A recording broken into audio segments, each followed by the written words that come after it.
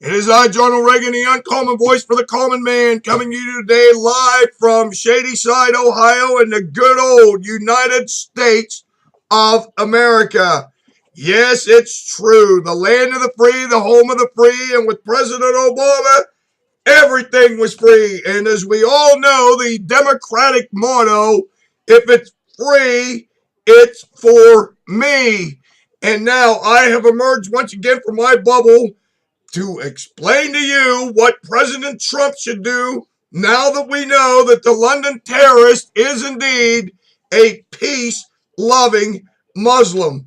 This guy's name is Khalid Massoud. That's right, and Khalid Massoud appears to be a British-born radicalized peace-loving Muslim. And what's even more amazing about this, and you're going to tell me that political correctness isn't a worldwide problem.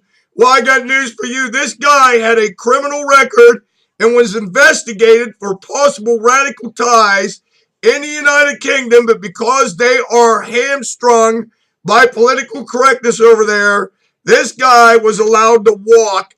And guess what he did? Yes, on the 1-year anniversary of the Brussels attacks, where I believe 24, 26 people were killed on March 22nd, 1 year later, this guy kills British citizens and one American citizen from Utah in a terrorist attack in Britain. And of course, our good friends, the ISIS brothers, took credit for it.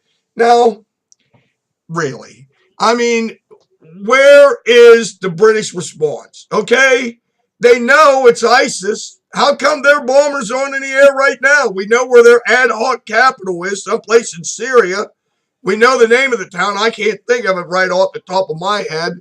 Maybe Aleppo. I'm not sure. But whatever it is, we know where it is. We know where they're at. It's their ad hoc capital. How come their bombers aren't in the air in retribution? I don't know. Why do they do anything? You know, we should have done something when it was our people being killed. But of course, President Obama wasn't going to do anything like that because God knows we would offend these peace-loving Muslims. But this is what happened then. President Trump's running the show now, and that's what brings me on the airwaves today, because I want to talk about what President Trump should do now that we know what's going on over in England, and we know that this guy is a British citizen who was self-radicalized, and ISIS took credit for this attack, and we know it's the peace-loving Muslims beyond a shadow of a doubt. I wish somebody would have bet me some money on it. Think of all the money I could have made. Of course, you know, the odds would have been in Vegas's favor, not mine. I took a chance when knowing full well that what was going on here. Oh, well, it's just a thought. But at any rate, here's what President Trump should do now. Now, as we all know, the second travel ban was shot down by an Obama federal appointed judge by the name of Derek Watson in Hawaii. That's right, an Obama appointed judge. So you don't think that this Obama appointed judge, Obama himself from Hawaii, and all these communist, leftist, socialist, radical, these Afro-Leninists aren't all in one big happy cartel just doing everything they can to destroy the country, whether they mean to or not is another issue for debate. But the fact of the matter is, this was an Obama appointee, case closed. So now you have these leftist appointed judges legislating from the bench. Now let's think about this for a second. During the election, Trump won more votes in a primary election than any Republican ever, which including Ronald Reagan, my president. Now that means that Democrats by the thousands went across the aisles and voted for Trump. There's like 447 counties in the United States of America. 447 of them. Of those 447 counties, Trump managed to win 420 of them. So he got more votes than just about anybody else in history, to be honest with you. If you think about it, think about all the people. I mean, he won states where Republicans never win. Michigan, Wisconsin, Pennsylvania, for God's sakes. They were talking about Hillary, bitching, she got more popular votes. Maybe. I think she got 2 million more popular votes than Trump. And if you throw out New York State and California, Trump wins by 5 million votes. Okay? So do you people that want to do away with the Electoral College, do you really want these wackos in Washington State, Oregon, and California, and New York State picking our president? I don't think so. So, what Trump needs to do now, considering what we know about what happened in London, this is what he needs to do.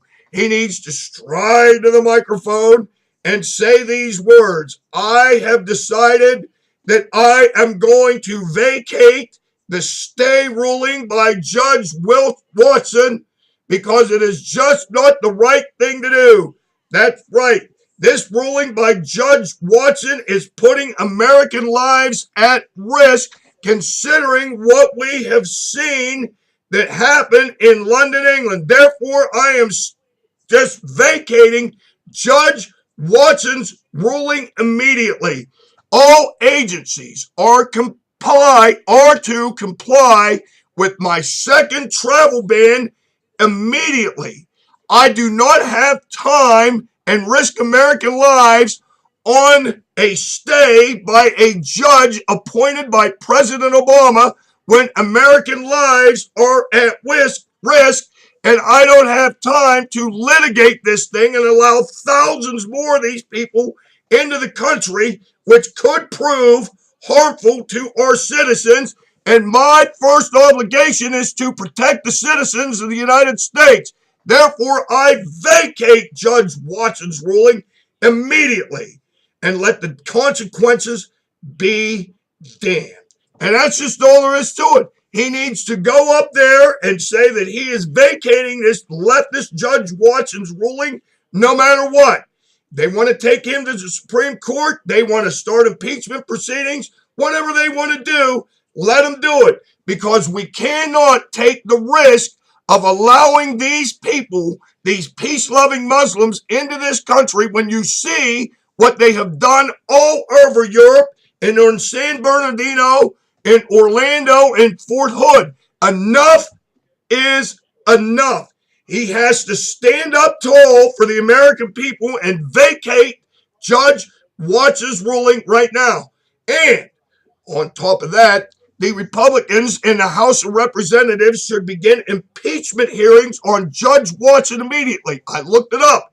He can be impeached, even though he has a lifetime appointment by the President of the United States in a federal appellate court. He can be impeached if they have reasonable cause. And the public safety, to me, is a reasonable cause. So they should start impeachment proceedings immediately on this guy and get this guy out of office. It can be done, and it can be done constitutionally, and that is exactly what the Republicans, that's their constitutional duty, to get rid of this guy before more Americans get killed by these activist, leftist judges, and that's just all there is to it. And just send a message throughout the appellate court system, especially the Ninth Circuit Court of Appeals out there in the West Coast, that we're not going to take this anymore. We're just not going to. And if you do rulings that we think are going to harm the American people, then you are going to be impeached. You can and should do it. And that will send a message across the appellate court, the whole appellate court system, to all these leftist judges that we're not going to stand for this anymore. Trump won the majority of the electoral votes in all these states and all these counties. He is the president of the people. And it is not right that one judge in Hawaii or a 3-judge panel out in the left coast out there in San Francisco, wherever the hell it is out there, can overturn the rule of the people. They cannot legislate from the bench, and it needs to stop, and stop immediately. Oh, and by the way, why aren't we hearing anything about this poor girl that was raped in I believe, in a restroom by an illegal alien out in Maryland. Nobody talks about that. Well, of course they don't talk about that. That's privileged information. You can't talk about that, or you would be a racist, except for this poor girl that was raped. I'm sure that comforts her to no end. Until next time, this is your favorite conservative, Ronald Reagan, saying this to you now.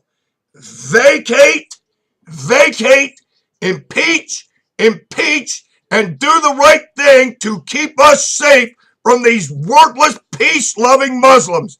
Until next time, I say this to you now, over and out.